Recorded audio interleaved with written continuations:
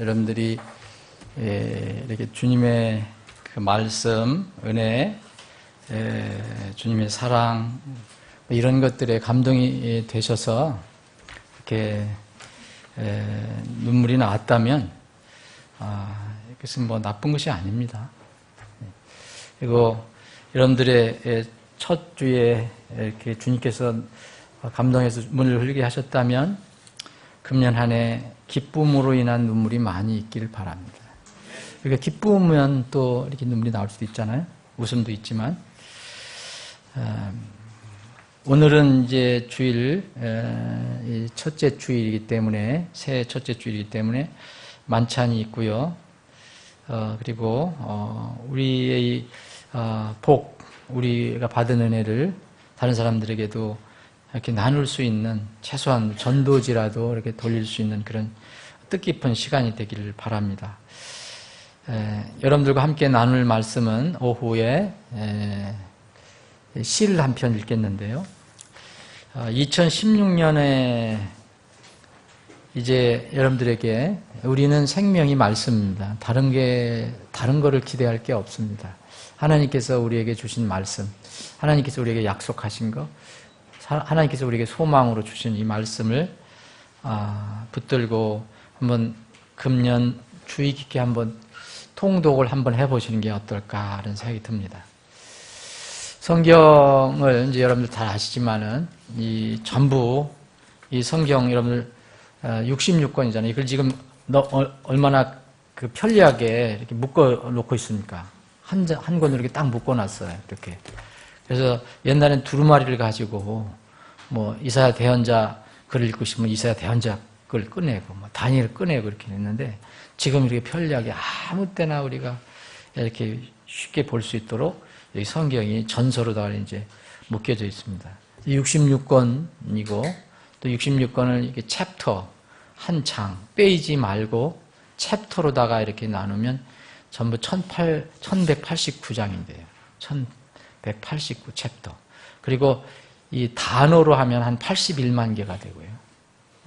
레터로 하면 이렇게 글자 하나로 하면 357만 개 정도 된다고 합니다. 누가 이렇게 쉬어봤는지 참 고생 많이 했어요. 어쨌든 그게 통계가 그런데 대략 아니면 1189장이에요. 그럼 우리가 이제 통독을 하려면 1년에 한 번은 하려면은 신구약 전부해서 하루에 여러분 1189를 360으로 나누면 한 3.3이나 3.4 정도 나올 거예요. 그러면 여러분들이 하루에 평균 4챕터, 길든 작든 아주 짧은 챕터도 있고 뭐 2줄짜리 챕터도 있고요. 또 몇 페이지 되는 챕터도 있고 어쨌든 4챕터를 읽으면요. 넉넉하게 한 번 다 읽어요. 넉넉하게. 예. 그러면 어떤 때는 좀 3장 읽고 어떤 때는 4장 읽고 그러면 정말 쉽게 읽을 수가 있습니다. 그래서 한번 여러분들 올해는 그거 읽는 것마다 다 이해가 안 되더라도 한번 쭉 한번 읽어보시면 올해 또 여러분 말씀을 통해서 힘을 얻으실 수 있을 것입니다. 저도 이제 매년 그렇게 하는데 저도 저는 성경을 3부분으로 나눠서 읽거든요. 여러분들이 좋아하시는 부분을 이렇게 읽으셔야 돼요. 처음서부터 창세기부터 요한계시록까지 읽으셔도 되고 여러분들이 좋아하시는 성경을 읽으시면 됩니다. 그런데 여러분들이 좋아하시는 성경만 1년 내내 읽으시면 다른 성경은 또 못 읽잖아요. 또 마태복음만 읽기 시작하면 맨날 졸다가 또 끝날 수도 있고요. 1장 끝나기 전에. 그래서 저는 이제 구약 성경, 신약 성경 이렇게 나눠서 읽고 그 다음에 이제 구약 성경 중에서도 시가서라는 게 있어요. 시가서는 욥기, 시편, 잠언, 전도, 아가 이렇게 5개를 시가서는 주로 이제 시적으로 되어 있어요. 이게 운율에 맞춰서. 그래서 이거를 저는 이게 세일을 나눠서 구약 중에서도 시가 그리고 시가서 그리고 신약 이렇게 나눠서 읽습니다. 그래서 창세기 1장, 2장 그래서 읽고 벌써 마태복음 1장, 2장 읽고 이렇게 나가요. 근데 시가서는 욥기가 먼저 시작이 돼야 되는데 제가 말씀을 준비하면서 시편 오늘 이번에는 이제 시편을 먼저 읽고 욥기를 그 다음에 읽기로 이렇게 했어요. 시편을 이제 읽었는데 금년에만 그렇게 하는 겁니다. 이유는 시편이 오늘 이제 첫 주일인데 시편이 150편으로 되어 있잖아요. 근데 시편의 150편에 그 긴 내용이 만약 요약을 한다면 요약을 정확하게 할 수 있는 건 아니지만 요약을 할 수 있다면 어떤 장일까? 그게 첫 장이라고 저는 보거든요. 첫 장. 시편 1편. 그래서 시편 1편을 금년에 이제 첫날 읽기 시작했습니다. 금방 읽었죠. 시편 1편은. 아주 간단한 장이니까. 그래서 여러분들과 함께 시편 1편을 읽으면서 오늘 말씀 오후에 잠깐 나누기를 원합니다. 시편 1편. 여러분들과 제가 교독을 하겠습니다. 6줄이에요. 6절인데 제가 먼저 읽고 여러분이 그 다음에 교독을 하겠습니다. 제가 시작합니다. 경건치 아니한 자들의 계획대로 걷지 아니하고 죄인들의 길에 서지 아니하며 모욕하는 자들의 자리에 앉지 아니하는 사람은 복이 있나니.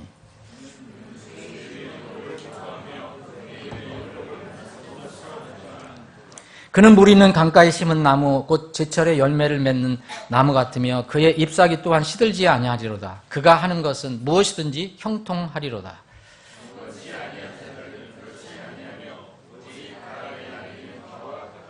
그러므로 경건치 아니한 자들이 심판대에 서지 못하며 죄인들이 의로운 자들의 해중에 들지 못하리니 의로운 자들의 길은 주께서 아시나 경건치 아니한 자들의 길은 망하리로다. 아멘.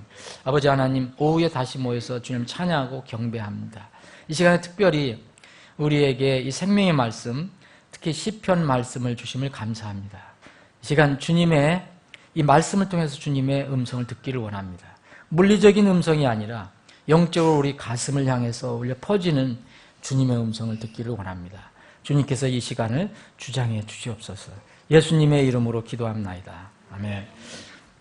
이 시편 1편은 여러분들이 거의 외우시는 분들도 있는데 6절로 되어 있지만 지금 말씀드린 대로 시편 150편의 어떤 요약편이라고 볼 수도 있어요. 이게 동의 안 하시는 분도 있지만 저는 시편을 쭉 150편까지 읽어보면 그런 생각을 갖게 됩니다. 이 시편 1편은 간단하게 하나님을 따르는 사람들과 하나님을 따르지 않는 사람들, 하나님을 반대하는 사람들에 관해서 얘기하고 또 그 궁극적인 마지막에 그 상황을 얘기합니다. 그 6절 안에 다 들어가 있어요. 시편 1편은 두 부류의 인간을 대칭하고 있습니다. 첫 번째로는 의로운 자들이라고 그랬죠. 의로운 자들. 그리고 경건치 아니한 자들 두 부류를 이렇게 대칭해 놓고 있습니다.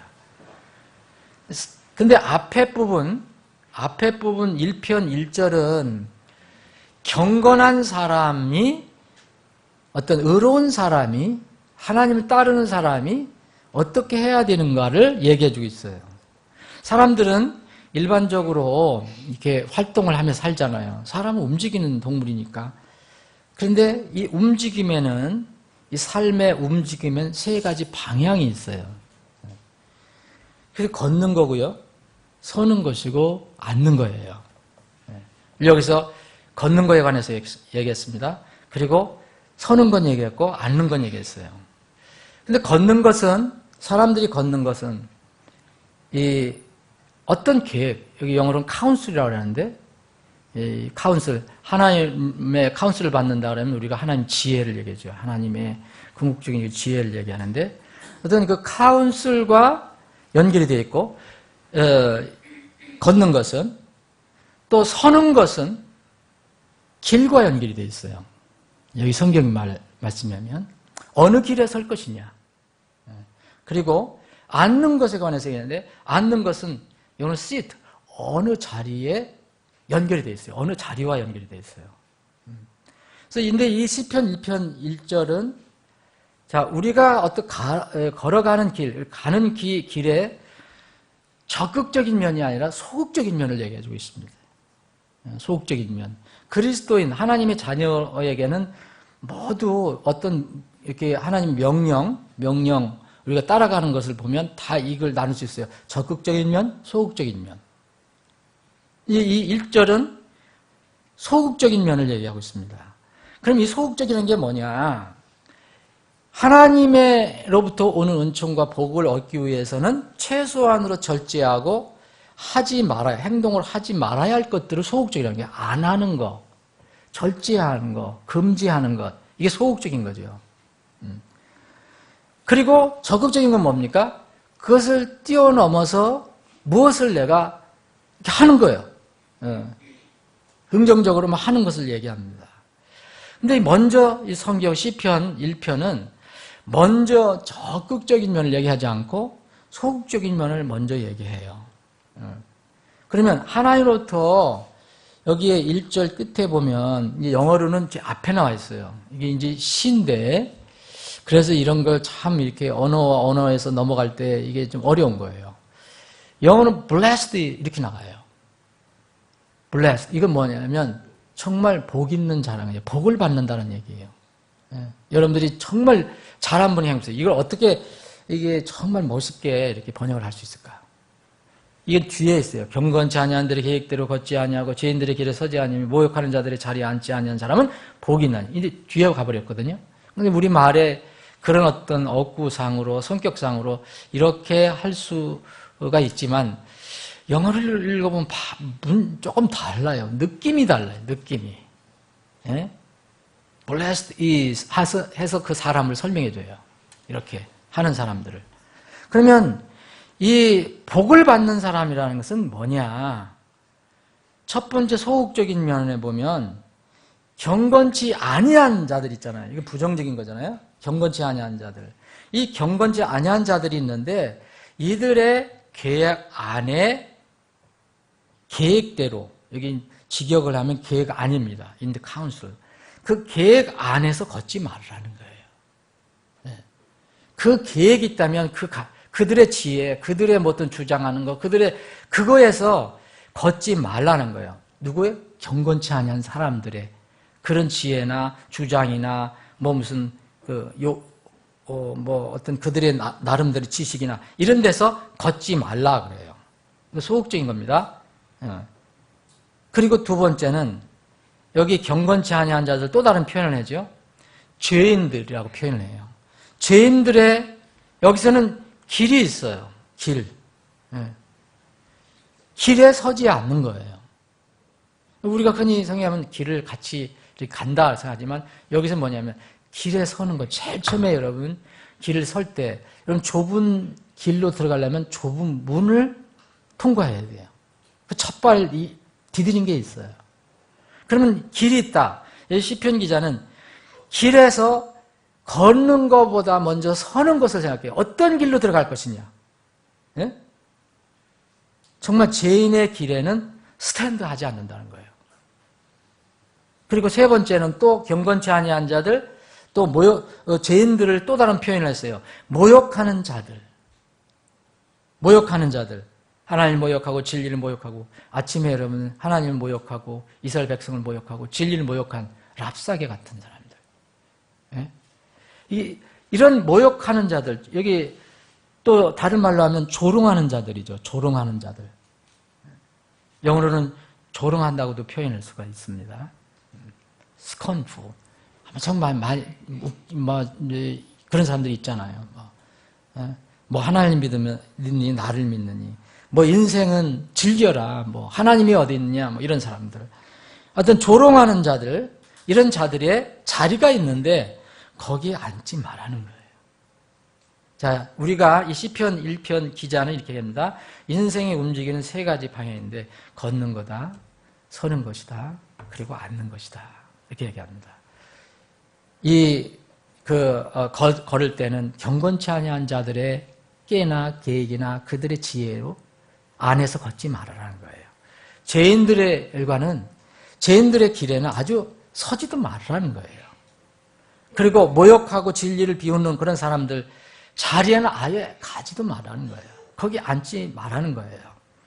이런 사람들이 복이 있다, blessed라고 얘기해요. 그러면 2절에는 뭡니까? 2절은 이거는 분명히 적극적인 면이에요. 이걸 하지 말라는 게 아니에요. 하라는 거예요. 그는 주의 율법을. 그러면 여기 복을 받는 사람, 그 죄인, 경건치 아니한 자들의 계획대로 걷지 않고 죄인들의 길에 서지 않고 또 모욕하는 자들의 그 자리에 앉지 아니하는 사람은, 이런 사람은 어떤 사람이냐? 이 사람이 궁극적으로 복을 받는데 이 사람들은 주의 율법을, 주의 말씀을 기뻐한다. 그리고 그분의 율법을 기뻐하는 것뿐만 아니라 밤낮으로 자꾸 리마인드 시킨다. 자꾸 생각해낸다. 이걸 메디테이션이라고 하잖아요. 그래서 동물로 얘기하면 되새김. 되새김. 들은 말씀, 읽은 말씀을 자꾸 떠올리고 적용하고 하는 거. 이렇게 이 복 있는 사람이 이렇게 한다는 거예요. 이건 적극적인 면을 얘기합니다. 자, 그런데 왜 하나님께서 소극적인 면을 얘기하고 적극적인 면을 얘기했을까요? 우리는요, 적극적인 면을 먼저 하려고 하는 마음이 있어요. 그 드러나기 때문에 그래요. 금방 드러나고. 그런데 하나님께서는 최소한도 먼저 소극적인 면을 신실해야 적극적인 면을 할 수 있다는 거예요. 어떤 사람이 여러분 성경 많이 할 수 있어요. 어떤 사람은 성경 해박하게 할 수 있어요. 밤낮에 외운 사람도 있어요. 그런 사람들이 있지만 그런 사람들이 경건치 않은 사람들하고 잘 어울리고 죄인들의 길에 서고 모욕하는 사람들하고도 아무 문제 없이 지내요. 하나님께서는 그걸 원하시지 않지요. 적은 거라도 하나님 기뻐하시는 것을 해야 되는 거예요. 그러면 먼저 안 하는 거예요. 세상에서 분리하는 거예요. 우리가 살아갈 때, 신앙생활할 때 정말 소극적인 면이 먼저 이루어져야지 그 다음에 적극적인 면을 생각해 볼 수 있어요. 여러분 원대하게 뭐 하나님을 위해서 엄청나게 하려고 생각할 필요가 없어요. 하나님께서 우리에게 얘기하는 적은 것을 실천하면 되거든요. 우리에게 가장 쉬운 것도 뭐 이렇게 성경에 얘기하면 뭣도 못하면서 뭘 거창하게 세계 평화를 부르짖고 사회 정의를 얘기할 수 있어요. 그건 위선이지요. 근데 하나님께서는 우리에게 천 걸 얘기해요. 기도하라, 남을 사랑하라, 옷을 단정하게 입어라, 욕하지 마라, 폭력 쓰지 마라, 거짓말하지 마라. 뭐 이게 소극적인 면이잖아요. 근데 그런 사람들이 뭐 웅변 잘하고 뭐 세계 평화가 어떠니 정의가 어떠니 뭘 어떻게 해야 되니 그렇게 할 수 있는 사람은 먼저 소극적인 것에 대해서 먼저 신경을 써야 된다. 주님께서 분명히 했어요. 적은 일에 충성하는 자는 정말 나중에 주님께서 더 복을 주신다 그랬어요. 상급을 주신다 그랬어요. 적은 것에 충실하지 못하면은 주님의 일을 할 수가 없어요. 하나님의 기본적인 명령과 법도 지키지 않으면서 뭘 적극적으로 뭐 어떻게 이렇게 한다고 하는 것은 자칫하면 위선이 됩니다. 소극적인 면은 최소한 영적인 분리예요. 영적인 분리. 하나님께서 기뻐하시지 않는 것은 안 하는 겁니다. 예. 최소한 절제하는 거예요. 그리고 최소한 몹을 안 하는 거예요. 예. 누구와 같이 걸을 것이냐 보세요. 경건치 않은 자들과 걸 거예요. 그들은 우리의 그 전도 대상자일 뿐이에요. 누구와 그리고 어느 길을 걸을 것이냐. 누구와 걸을 것이냐. 어느 길을 걸을 것이냐. 그리고 누구와 그리고 무엇 위에 설 것이냐. 누구와 함께 쓸 것이냐. 무엇 위에 설 것이냐. 이렇게 서는 것이 죄인들에게 서지 않는다 그랬잖아요.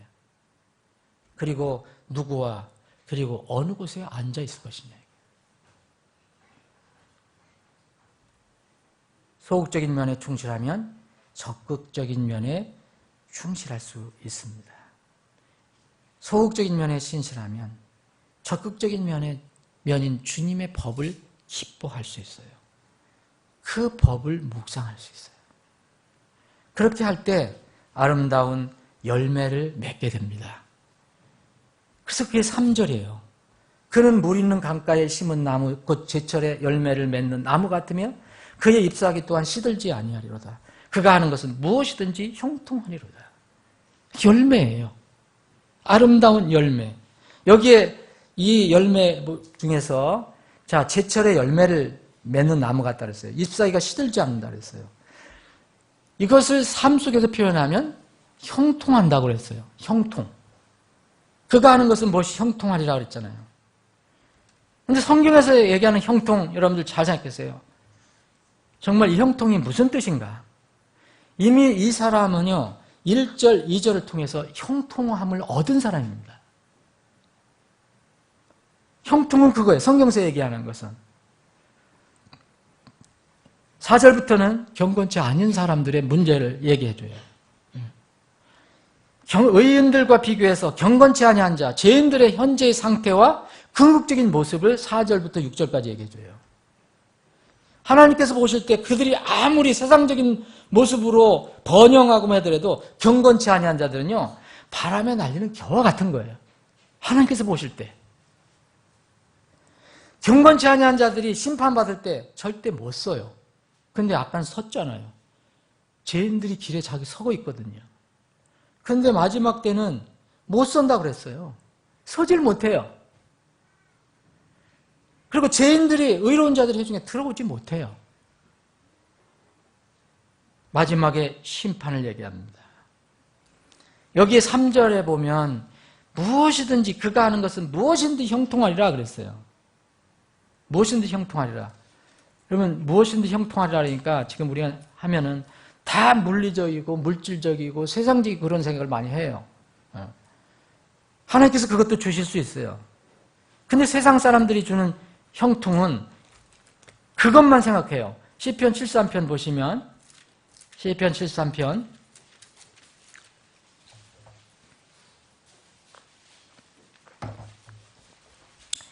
이스라엘의 찬양 대장인 아삽이 쓴 시예요. 진실로 하나님은 이스라엘에게 곧 마음이 깨끗한 자에게 선을 베푸신도다. 그러나 나로 말하건대 내 발은 거의 지나갈 뻔하였고 내 걸음 미끄러질 뻔하였으니 이는 내가 사악한 자의 번영을 보고 어리석은 자를 부러워하였기 때문이로다. 여기에 사악한 자의 번영으로 되어 있죠. 여러분, 사악한 자의 번영으로 번역되어 있죠. 영어 보실 수 있는 분들은 보세요. 이게 prosperity, 그래서 형통함이에요. 사악한 자의 형통함이에요. 여기 시편 1편에 나와 있는 prosper 같은 예예요. 여기는 명사형뿐이에요. 여기는 이제 번영으로 번역을 했어요. 이게 형통함이에요. 사악한 자의 형통함을 보고 어리석은 자를 부러워했기 때문이로다. 자기가 그렇게 했다는 거예요. 아삽 이 시편 기자가. 그래서 그들이 보세요. 그들은 어떻게 했냐? 세상에서 형통의 번역 그 기준이 뭐냐? 죽을 때도 조이는 끈이 없어요. 오히려 힘이 강건해요. 뭐 대단하죠. 그런 사람들 보면 다른 사람들이 고난 중에 있지도 않냐고 고난도 없는 것 같아요. 그 사람들 보면 재앙도 안 당하는 것 같아요. 어떻게 저렇게 잘 살고 잘 먹고 잘 지내는가? 잘 쓰는가? 6절에 보면 교만이 사슬처럼 그들을 두르고 평리기 옷처럼 그들을 감쌌도다. 그들의 눈은 기름져서 솟아오르고 그들이 가진 것은 마음이 원하는 것보다 더 마음이요. 그들은 부패한 자로서 학대하는 것에 관하여 악하게 말하고 거만하게 말하며 그들의 입은 하늘들을 대적하여 하며 놓여있고 그들의 혀는 땅을 활보하시는도다. 그러므로 그분의 백성이 여기로 돌아오매 그들이 잔에 가득한 물을 쥐어짜서 그들에게 부으며 말하기를 하나님이 어찌 아시느냐 지극히 높으신 이에게 지식이 있느냐 하는도다. 보라 12절 보세요. 이들은 경건치 아니한 자들이되 세상에서 형통하며 재물을 불리는도다. 이게 아삽이 그렇게 생각했어요. 세상도 그렇게 생각해요. 세상의 형통은 뭡니까? 이런 거예요. 뭐 잘 되고 건강하고 뭐 돈을 많이 벌고 잘 쓰고 저 사람 잘 살아. 에?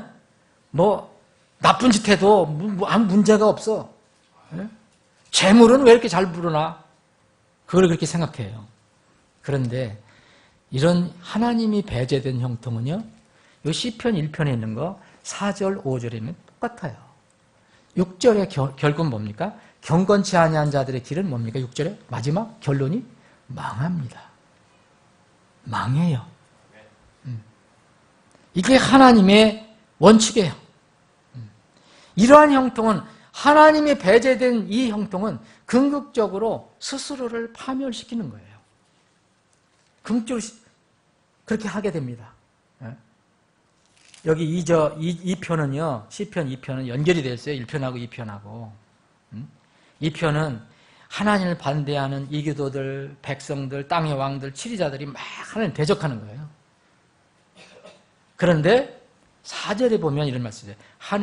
하늘들에 앉으신 이께서 웃으시며 주께서 그들을 비우시리로다. 여러분 1편하고 한번 비교를 해보세요. 여러분 여기에 보면 1절에 보면 모욕하는 자들, 이거 비웃는 자들이에요. 스콘풀이에요. 거기 앉는다 그랬잖아요. 그들이 평안하게 늘 앉고. 거기에 우리는 앉지 말라는 거예요. 그런데 하나님께서는 하늘들에 앉아 계세요. 그런데 그분께서 비우세요. 대비가 안 됩니까, 여러분? 하나님께서 그렇게 하셔요. 그리고서 이제 9절에 보면 이 하나님께서 철장으로 부수고 토기장이 그릇까지 산산조각 부수리라 하셨어요. 그렇게 앞으로 하실 거예요. 그러므로 지금 이 세상 사람들은 그분께 입 맞추지 않으면, 곧 믿음으로 하나가 되지 않으면 나중에 이 진노의 심판을 피할 수가 없어요. 그게 2장 12절이에요. 그 아들에게 입 맞추라. 그리하지 아니하면 그분께서 분노하사 그분의 진노가 조금이라도 타오를 때면 너희가 길에서 망하리로다. 그분을 신뢰하는 자들은 다 복이 있도다. 경건치 아니한 자, 20편 1편 6절. 경건치 아니한 자들의 길은 망하리로다. 그래서 잠언 기자도 잠언 1장 32절에 보면 그러한 형통은 스스로를 파멸시키는 거라 그랬어요. 그런 거 여러분 부러워할 것 전혀 없습니다. 좀 의롭게 살고 거룩하게 살고 배고픈 게 낫습니다. 시편 1편 잠언 1장 30절에 보면 단순한 자들의 돌이켜 떠나감이 그들을 죽이며 어리석은 자들의 형통함이, 세상적인 기준으로는 굉장히 형통하죠. 형통함이 그들을 파멸시키리로다. 하나님께서는 형통을 어떻게 해석을 하시느냐. 하나님과 우리가 함께 가는 것. 여기에 최소한도 경건치 아니한 자들의 계획대로 이렇게 걷지 아니하고 죄인들의 길에 서지 아니하고 조롱하는 자들의 자리에 앉지 않는 것. 그 하나님과 동행하잖아요. 여기 주의 율법을 기뻐하며 그분의 말씀을 늘 묵상해요. 이거 하나님과 동행하잖아요. 하나님과 동행하는 그 자체가 형통입니다. 성경은 그렇게 얘기해요. 열매는요, 그 다음에 나오는 거예요. 이 랍사게가 왔을 때 이스라엘 백성하고 특히 왕, 그 신하들이 옷을 찢고 베옷을 입고 하나님 앞에 무릎을 꿇고 하나님의 지혜를 구할 때 나를 내려놓고 나를 죽이고 했을 때 18만 5천 명 죽는 것은 다음 결과가 나오는 거예요. 그걸 기대하든 안 하든 주님께서 하셔요. 우리가 하는 거죠. 형통은 뭐냐? 무릎을 꿇는 게 형통이에요. 하나님과 동행하는 게 형통입니다. 세상은 다 그렇게 생각 안 하고 꼭 물질 연결시켜요. 평하는 거 연결시키고. 그러면 우리가 여러 번 공부했지만 여러분 요셉에 대해서 하나님께서 말씀하신 게 성경 오류예요. 그렇게 되면. 예? 창세기 이 39장에 있는 이 요셉이 왜 하나님께서 형통한 자가 됐다고 그랬어요? 여러분 창세기 39장에 보면 이 요셉이 끌려가잖아요. 보디발의 집으로 끌려가요. 종으로 끌려가요. 노예로 끌려가요. 무슨 형통입니까? 주님께서 그렇게 한 게 무슨 형통? 여러분들 그런 상황이 되면 주님께서 나를 형통하게 하셨네 하실 수 있어요? 성경은 그것을 형통이라고 합니다. 하나님은 그것을 형통이라고 그래요. 세상 환경이 어떻든 간에 내가 주님과 동행하는 거. 2절 보면 주께서 요셉과 함께 하심으로 그 뭐였습니까? 형통한 자가 되었다 그랬어요. 하나님께서 함께 하시니까 형통한 거지. 뭐 그런 물질 많고 뭐하고 뭐 해서 형통한 게 아니에요. 그래서 하나님께 형통하게 하시는 어떤 열매예요. 어떤 결과일 뿐이에요. 주께서 요셉과 함께 하심으로 그가 형통한 자가 되어서 아주 그거는 형용사로 되어 있어요. 만들었어요. 아주. prosperous man. 이 얼마나 멋있습니까? 그 사람이 형통하다가 아니고요. 그 사람은 아예 형통한 사람이에요. 하나님이 보시기에. 왜냐하면 하나님이 함께 하시기 때문에. 생각해 보세요. 감옥에 있어서 하나님이 함께 하시면 형통한 사람이잖아요. 폭풍 속에서도 하나님이 함께 하시면 형통한 사람이에요. 요셉, 우리 기준으로 보면요. 여기 보세요. 여기서 어떻게 형통하다가 얘기할 수 있는가? 점점 더 어려워져요. 모함당하고요. 그 보디발의 아내의 모함을 당해서 또 감옥에까지 들어가 버려요. 이게 무슨 형통이란 말이에요. 세상 말로는. 여전히 하나님은 형통하다. 형통하다. 3절에 보면 그의 주인이 주께서 그와 함께 하심을 보고 또 주께서 그가 행한 모든 일을 그의 손에서 형통하게 하심을 보았더라. 여러분, 여러분들이 형통한 자가 되면요.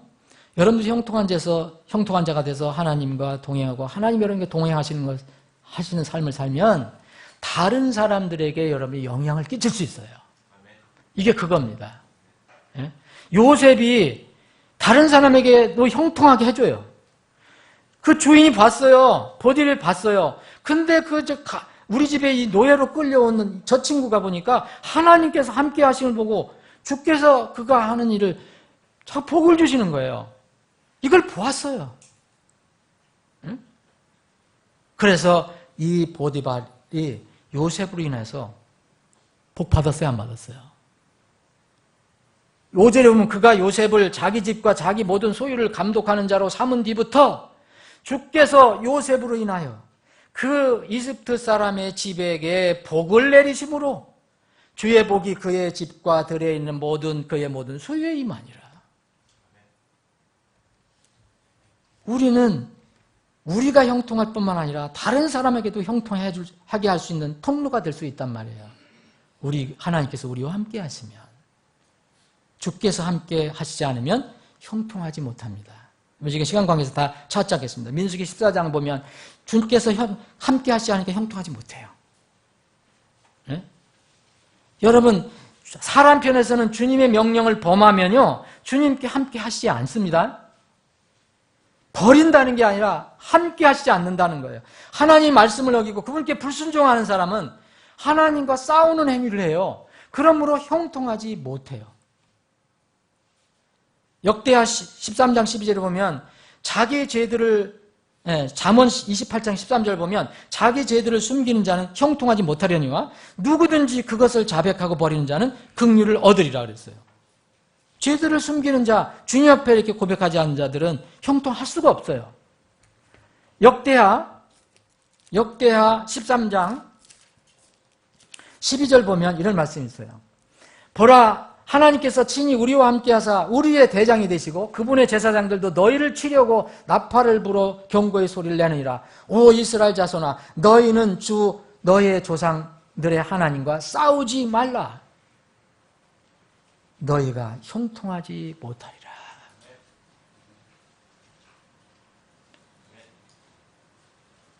말씀을 정리합니다.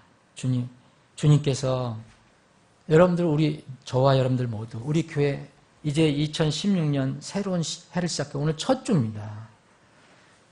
사랑하는 여러분들 새해 형통하기를 원합니까? 저는 여러분들 새해 형통하기를 원하는 기도를 합니다. 모든 사람들이 형통하기를 원합니다.